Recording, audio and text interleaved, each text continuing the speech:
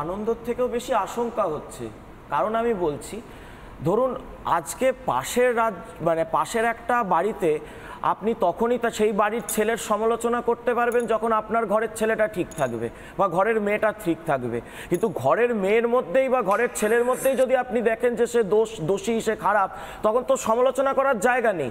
এই যে আজকে যে বিজেপিকে বলতে দেখছেন বা জসিমউদ্দিনকে বলতে দেখছেন, 27শে নভেম্বর 2024 জসিমউদ্দিন আনসারুল্লাহ বাংলা টিমের পক্ষ থেকে তিনি কি বলছেন? তিনি বলছেন যে বিএসএফ ইন্ধন দিচ্ছে, উস্কানি দিচ্ছে, অশান্তি করছে, ছক বাজাচ্ছে। আমি বাংলাদেশের মানুষকে বলবো, আমাদের ইসলামিক মানুষকে বলবো, আমাদের জামাতকে বলবো, আপনারা সবাই ঐক্যবদ্ধ হয়ে প্রতিরোধ গড়ে তুলুন।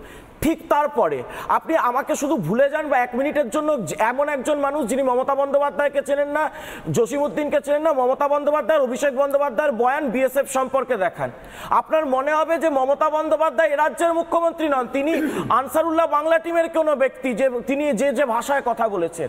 মানে আজকে ভোট ব্যাংকের রাজনীতির জন্য শুধুমাত্র মুসলিম ভোট ব্যাংকটাকে আমাকে সিকিউর রাখতে হবে, যেন 5-এ মুসলিম ভোট ব্যাংক চটে না যায়।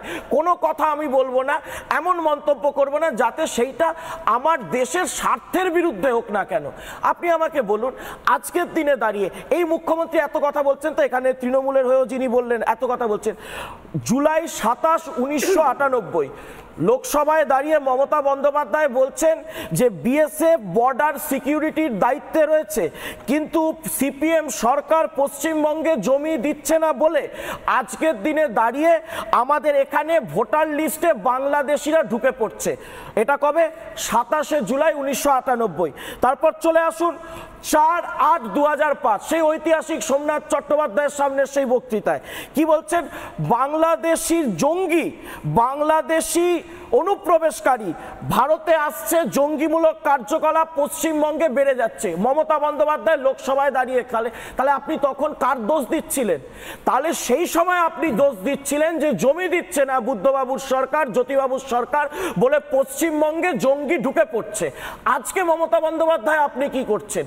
আপনি তো পরিবর্তনের স্বপ্ন দেখিয়ে, 1 সেকেন্ড বলে নিতে দিই, পরিবর্তনের স্বপ্ন দেখিয়ে তো আপনি ক্ষমতায় এসেছিলেন পশ্চিমবঙ্গে। তো পরিবর্তনের যে স্বপ্ন আপনি দেখিয়েছিলেন, সেই সময় আপনি যখন যে বর্ডারকে সিকিউর করার জন্য মানুষ আপনাকে ভোট দিয়েছিল, আপনি তো আজকের দিনে দাঁড়িয়ে জমিগুলো কেন দিচ্ছেন না?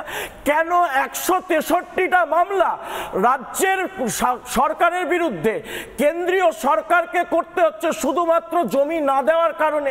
কি এমন বাধ্যবাধকতা রয়েছে যে শুধুমাত্র পাচার চক্রের কালো পাচারগুলো, গরু পাচার, কয়লা পাচার, বালি পাচার, পাথর পাচারের এই কালোবাজারিগুলো চলবে বলে শুধুমাত্র ওই কাঁটাতার ছাড়া ওই আনফেন্সড বর্ডার দিয়ে ওই জঙ্গিগুলো, জামাতিগুলো, জেহাদিগুলো, ওই যে সাদরানির মতো লোকগুলো ভারতে ঢুকে পশ্চিমবঙ্গে আপনার কল্যাণে দুটো ডবল চাকরি বলেছিলেন না, সেই সাদরানির মতো ভোটাররা ডবল ভোটার কার্ড পাবে বলে আমার আপনার সুরক্ষা বিঘ্নিত হবে।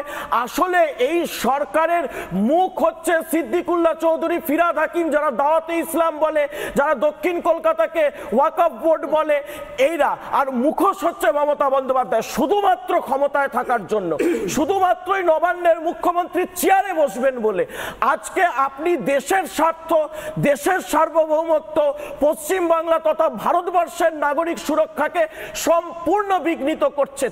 আমি বলছি পশ্চিমবঙ্গ সরকারের, এই দেখুন ত্রিপুরায় ঝামেলা হচ্ছে, অসমে ঝামেলা হচ্ছে, আপনি জানেন ওখানে সুপ্রিম কোর্টের তৈরি করে দেওয়া একটা স্টেট সিকিউরিটি কাউন্সিল রয়েছে, সংশ্লিষ্ট রাজ্যের হাইকোর্টের প্রধান বিচারপতি, বিরোধী দলনেতা এবং মুখ্যমন্ত্রী যিনি রয়েছে। আচ্ছা শুনুন না, এটা এত অধৈর্য, এইবার এই জায়গাতে 1 সেকেন্ড শুনুন, তাহলে অসমে 1 সেকেন্ড, অসমে তো কোনো রাজনৈতিক বক্তৃতা দিতেই পারে ঘন্টা, 1 সেকেন্ড ভাগ বলবেন সেটা চলবে, সেটা চলবে। আচ্ছা শুনুন, আপনি তো একজন আইনজীবী, আপনি বলুন সুপ্রিম কোর্ট যে স্টেট সিকিউরিটি কাউন্সিল গঠন করে দিয়েছেন, পশ্চিমবঙ্গের মাননীয় মুখ্যমন্ত্রী আজকে প্রশাসনিক প্রধান হিসেবে হাইকোর্টের চিফ জাস্টিস এবং আমাদের যিনি বিরোধী দলনেতা রয়েছেন শুভেন্দু অধিকারীকে নিয়ে নেক্সট স্টেট সিকিউরিটি কাউন্সিলের মিটিং, রাজ্যে এই যে আইন শৃঙ্খলা এরকম অবস্থা, কবে তিনি স্টেট সিকিউরিটি কাউন্সিলের বৈঠকটি ডাকবেন নাকি ডাকবেন না? সেটা সেন্ট্রাল তো তার স্টেপ নেবে। কে সেন্ট্রাল যদি তাহলে যদি সবই সেন্ট্রালকে নিতে হয় তাহলে সরকারটা আপনি রেখেছেন কেন? যদি পুলিশ পুলিশমন্ত্রী মমতা ব্যানার্জি কেন দিয়ে দিন, পুলিশটাকে অমিত শাহ নরেন্দ্র মোদী এক এক করে নির্মলা বাবু, আমি কিছুক্ষণ আগে নির্মলা বাবু, আপনার পুলিশ মন্ত্রী আপনার ভূমি রাজস্ব মন্ত্রী ব্যর্থতা স্বীকার করুন। অঙ্কন মণিশঙ্কর বাবু, বড়দের সঙ্গে কথা, আচ্ছা বড়দের সঙ্গে কথা সবার ক্ষেত্রে প্রযোজ্য, মানে অঙ্কন দত্তর ক্ষেত্রে প্রযোজ্য, অভিষেক ব্যানার্জির ক্ষেত্রে প্রযোজ্য না? মণিশঙ্কর বাবু কেন প্রযোজ্য না? আমি বলছি প্রযোজ্য না, বলছি প্রযোজ্য। আরে কেন নয় বলছি না, বলছি প্রযোজ্য। আচ্ছা দাঁড়ান, আপনি একটু আগে বলেছেন বন্দুক কেড়ে নিচ্ছে, বন্দুক কেড়ে নেয়নি, কেড়ে নিতে পারেনি, বিএসএফ হাত থেকে বন্দুক কারা তো সহজ না, কিন্তু বন্দুক কারার চেষ্টা হয়েছে, নিঃসন্দেহে চেষ্টা হয়েছে। সেই অবস্থাতেও বিএসএফ অবশ্যই যারা পাচার করতে এসেছিল তাদেরকে ভাগিয়েছে, নীরব দর্শক হয়ে দাঁড়িয়ে থাকা বিজেপিকে বাধ্য করেছে এই পাচারকারীদেরকে নিয়ে দেশের সীমানায় ঢুকে যেতে, কারণ এরা বাংলাদেশি। কিন্তু তারপরেও বিএসএফ এর দিক থেকে একটা গুলি চলেছে, ইউনুসের এই জেহাদি বাহিনীও বলতে পারছে না, যারা এবেলা ওবেলা ভারতের নামে মিথ্যে কথা বলে। ঘটনাটা কি ঘটেছিল একদম সংক্ষেপে, কালকে উনকোটির ঘটনা, উনকোটি শহর, উনকোটি জেলা ত্রিপুরার, তার কৈলাসহর এলাকা, তার মধ্যে একটি নির্দিষ্ট গ্রাম, সেই গ্রামটি একেবারে সীমান্তবর্তী, বাংলাদেশ এবং ভারতের সীমান্তবর্তী গ্রাম। পাচারকারীরা ঢুকেছিল, পাচার করা জিনিসগুলো বাংলাদেশে নিয়ে পালিয়ে যাওয়ার চেষ্টা করছিল, সেই সময় আটকায়। পাচার করা জিনিসপত্র যেগুলো নিয়ে যাচ্ছিল সেগুলো বাজেয়াপ্ত করে বিএসএফ, তারপরে তাদের রোষ এসে পড়ে। কি ঘটেছিল আসুন একবার ছোট্ট করে দেখে নিই।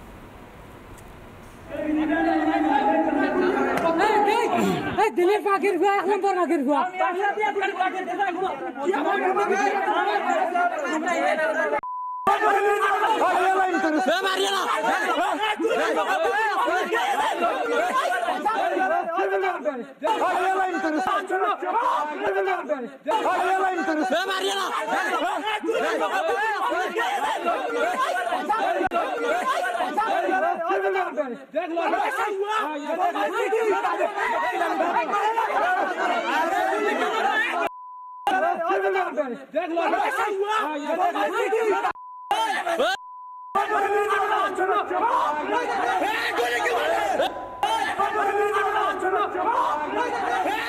এখন জেহাদিরা অনেকভাবে খেলে, কখনো সরাসরি সেনাবাহিনী পাঠায় পাকিস্তানের মতো, কখনো কাসাবদের পাঠায়, কখনো কাশ্মীর বা পাঞ্জাবে জঙ্গি পাঠায়, জেকেএলএফ, খালিস্তানি ইত্যাদি।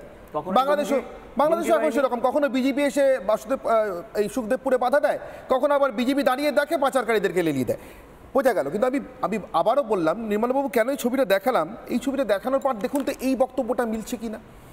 কোচবিহারে পাচার আটকাতে গিয়েছিল বিএসএফ, যে বিএসএফ বন্দুক কাটতে এলো ধৈর্যের সঙ্গে দাঁড়িয়ে দেখে, সে বিএসএফ কখন গুলি চালাতে পারে, তাও ছড়রা গুলি কখন চালাতে পারে, কখন বিএসএফকে গুলি চালাতে বাধ্য করা যায়, মানে কি করলে বাধ্য করা যায়। আমি ছোট্ট কথাই বলছি আপনাদের কাছে নির্মলাবাবু, ধরুন কারুর বাবার এতটাই ধৈর্য যে পাড়া থেকে প্রত্যেক দিন কমপ্লেন পেলেও ছেলে অন্যের বাড়ির জামটা চুরি করে নিয়ে আসে, এটা জানলেও ছেলেকে মৃদু বকে বা ধমক দিয়ে ছেড়ে দেন। সেই বাবা যদি ছেলেকে উত্তম মধ্যম শুধু দিয়েছেন তা না, বাড়ি থেকে বের করে দিয়েছেন শোনা যায়, তাহলে ছেলে কি করে থাকতে পারে? এ প্রশ্ন আসা স্বাভাবিক। এ প্রশ্ন এলে উত্তর নিতে যাওয়ার জায়গাটা বিএসএফ ক্যাম্প হওয়া উচিত, চোরাচালানকারীর পরিবার নয় বা তার বাড়ি নয়। কিন্তু এই বাংলায় উল্টোটা ঘটে। অভিষেক বন্দ্যোপাধ্যায়ের বক্তব্য শোনাই আপনাদের। যারা কথায় কথায় বলে রাজবংশী অন্তপ্রাণ প্রেম কুমার বর্মন কি গরু পাচারকারী, ক্ষমতা থাকলে এখানে ক্যামেরা রয়েছে, 50টা ক্যামেরার সামনে আমি বুক ঠুকে বলে যাচ্ছি, 48 ঘন্টা সময় দিলাম, তোমাদের স্ট্যান্ড ক্লিয়ার করো আর মানুষের কাছে ক্ষমা চাও। 23 বছরের একজন তরতাজা যুবক সকালবেলা গ্রামে পাইচারি করতে গেছিল মাঠে, সকাল 6:30টার সময় বিএসএফ গুলি করে খুন করেছে। আর এখানে পুলিশ প্রশাসনের যারা আছে আমি অনুরোধ করব, পরিবারের তরফ থেকে ইতিমধ্যে এফআইআর হয়েছে, এর কিন্তু আমরা শেষ দেখতে চাই। যারা এর সাথে যুক্ত বিএসএফ এর যে অফিসার, আমি এটা গিয়ে মুখ্যমন্ত্রীকেও জানাবো। নানা ধরনের কন্টেন্ট দেখার জন্য লাইক করুন, শেয়ার করুন আমাদের ফেসবুক পেজ, সাবস্ক্রাইব করুন আমাদের ইউটিউব চ্যানেল। পাশাপাশি অন্যান্য ব্রেকিং নিউজের জন্য অবশ্যই চোখ রাখুন রিপাবলিক বাংলায়।